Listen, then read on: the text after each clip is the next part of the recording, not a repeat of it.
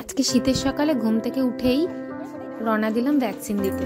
আসলে ওর অনেক দিন হয়ে গেছে ভ্যাকসিন দেওয়া হচ্ছে না, মানে নভেম্বরে ছিল, তো অনেক দেরি হয়ে গেছে। মাঝেও সর্দি কাশি, আর তোমরা তো জানোই শরীর খারাপের মধ্যে ভ্যাকসিন দেয় না, তো অনেক দেরি হয়ে গেছে।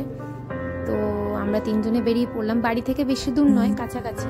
আর এখানে দেখো ওকে মাঝখানে বসিয়ে নিয়েছে, এখনও তো বসতে টসতে পারে, তো অসুবিধা হয় না, বাইকে বসেই যায়। আর এত ঠান্ডা পড়েছে, সেই আগের দিনের হাত মোজাটা পরিয়ে নিয়েছে। আর এই দেখো চলে এসেছি আমরা ভ্যাকসিন সেন্টারে।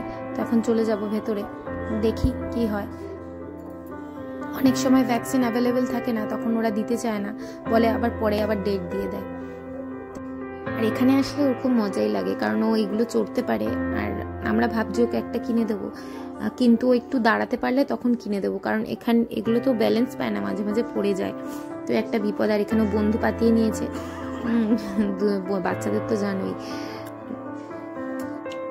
আর বন্ধুদের সাথে খেলাধুলো করে বাড়ি চলে এলো। আসলে ভ্যাকসিন অ্যাভেলেবেল ছিল না, তোমাদের যেটা বললাম, তো নেক্সট ডেট দিয়েছে, আবার নেক্সট ডেটে যেতে হবে। আর ও এখানে এসে খাওয়া দাওয়া করে, মানে দুপুরে খাওয়া দাওয়া করে একটু কমলা লেবু দিয়েও, কমলা লেবুটা খেতে ভালোবাসে, তো ও একা একাই চুষে চুষে খায়। ওকে রস করে দিলে খেতে যায় না, এরকম আস্ত দিলে, কোয়া দিলে আর বীজগুলো বার করে দিই বীজগুলো, তো এরকম চুষে চুষে খেয়ে নেয় নিজে নিজে।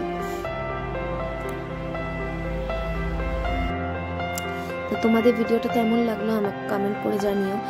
আর ভিডিওটা অনেক লাইক করো, কমেন্ট করো আর শেয়ার করে দাও।